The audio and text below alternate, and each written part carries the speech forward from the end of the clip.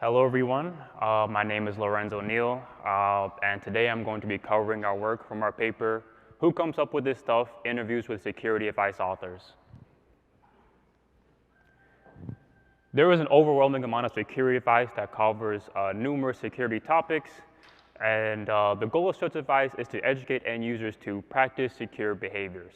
However, with the vast amount of advice that does exist, it makes it difficult for users to decide which advice they should actually adopt. Experts also have difficulty coming to an agreement on which advice is also most important. In a previous user study, 41 security experts were asked what is the top 5 most important security advice, and the responses totaled to 118 different pieces of security advice. Thus, we see difficulties in coming to an agreement for which advice is most important between both end users and experts. And not only do we see that security advice is difficult to come to an agreement on, we also see that there's variable amounts of coverage of important topics, and also there's variability in terms of its ease of adoption for end users as well. And so these serve as motivations for our work. We want to investigate the root causes for issues with security advice within the quality and prioritization, and to do that, we seek to investigate the authors who write security advice themselves. And to this end, we interviewed 21 authors of general security advice to learn their motivations for writing, revising, and publishing security advice, how key decision-making is performed during the advice writing process, and also what challenges they report when writing general security advice.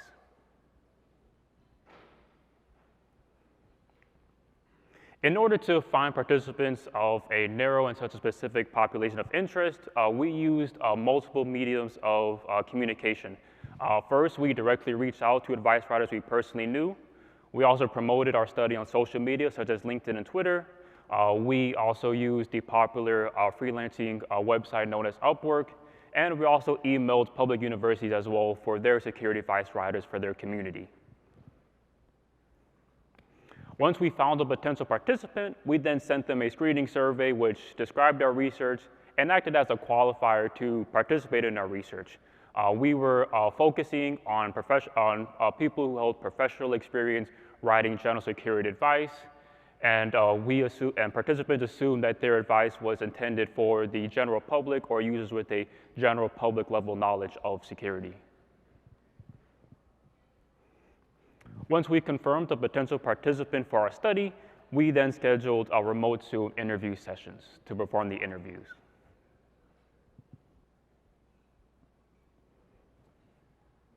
Interview transcripts and responses were analyzed by 2 coders who met weekly to help capture themes of advice created from our participants and also to resolve disagreements with our codebook. We use our codebook data to express themes and key findings in which I will now talk about in further detail.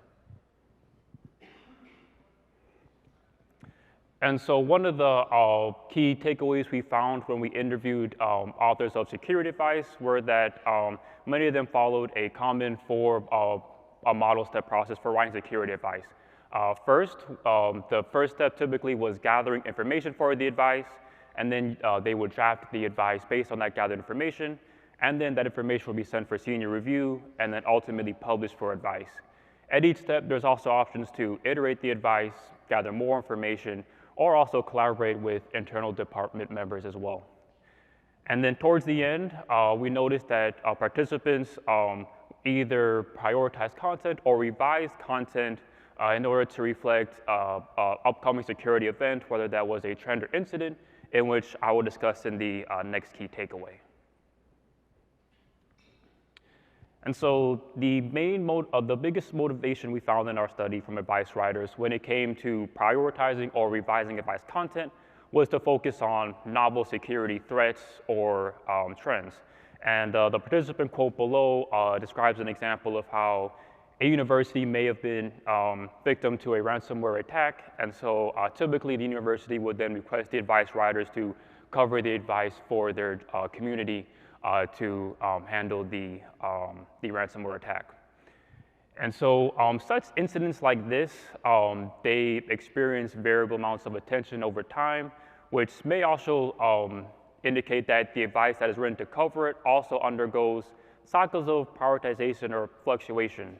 And so while it may be appropriate to cover advice to discuss a specific topic, it may also lead to a possible overproduction of numerous topics that are constantly being introduced, as we will further explain in the next key takeaway. And so when we asked advice writers, what is the most common advice that you cover? Participants mentioned a total of 14 different topics when they were asked what is the advice they mostly cover. Of those 14 topics, only advice on online fraud and password security, only those two topics were mentioned by at least 5 of our participants respectively.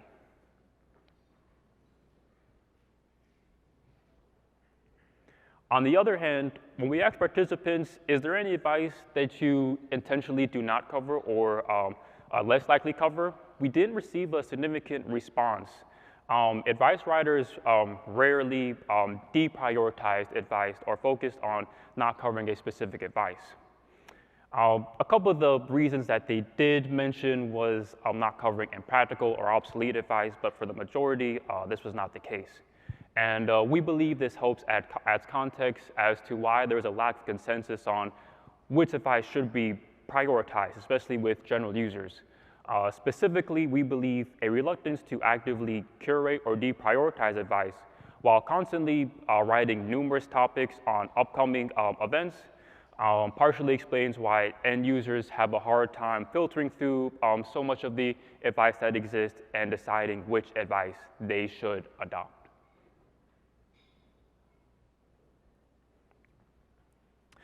When we ask participants if there's any sample advice or documentation that they use to influence their advice writing, they reported 20 different external sources for their advice writing. These sources included legal regulations, technical standards, and also external entities as well.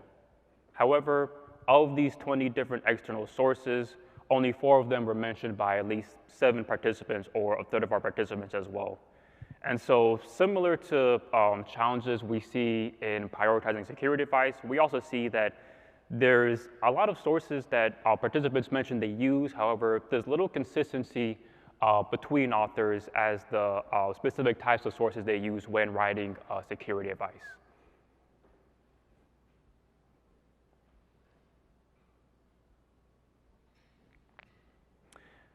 And then also, when we ask general security advice writers, what are the most challenging aspects for writing security advice?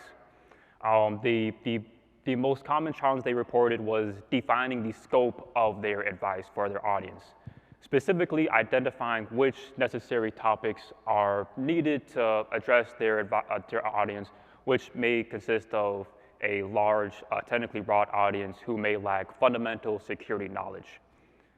And so this is crucial because throughout our study, participants mentioned that gathering information was the first step in advice writing and serves as a foundation for further steps within the advice writing process. And so if decisions made on advice content are built on an insufficient foundation or not appropriate amount of gathered information for that advice, this can have major consequences on further steps within the advice writing process, which we further reason that this may also impact why why experts disagree on security advice, is that there may be an insufficient foundation for the advice content.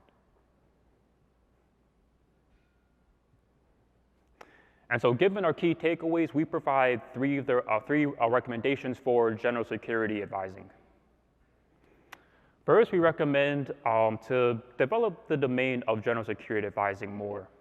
An example of such can be implementing human-centered engagement earlier in writing stages. This can particularly look like engaging with your target audience while you gather information or before the advice is published to get a better gauge of what advice end users may feel that they need or feel that they're not receiving well. We also recommend more proactive advice updates and curation. Instead of responding to a security event or waiting for a trend to occur, this would help reduce the amount of stagnant or outdated security advice that is currently published or available. And then finally, we also recommend to establish a set of agreed upon standards for advice curation. This can look like a collaborative effort between researchers, advice writers, and also industries, specifically researchers who can also, like us, we can perform more research to learn what is the security advice that is crucial for end users, or what is the security advice that end users claim they need more or not receiving well.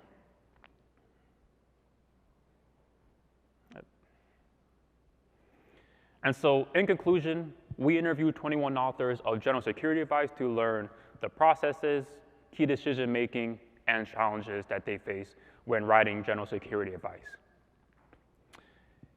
We find that advice writers struggle to gather and prioritize the information necessary to write advice, thus having a trickling effect into the processes and key decisions made in advice writing. Our findings help provide context as to why there is a lack of consensus on security advice as documented in prior work. That concludes the end of my talk. Thank you for listening. I hope you read our paper, and I'm happy to answer any questions.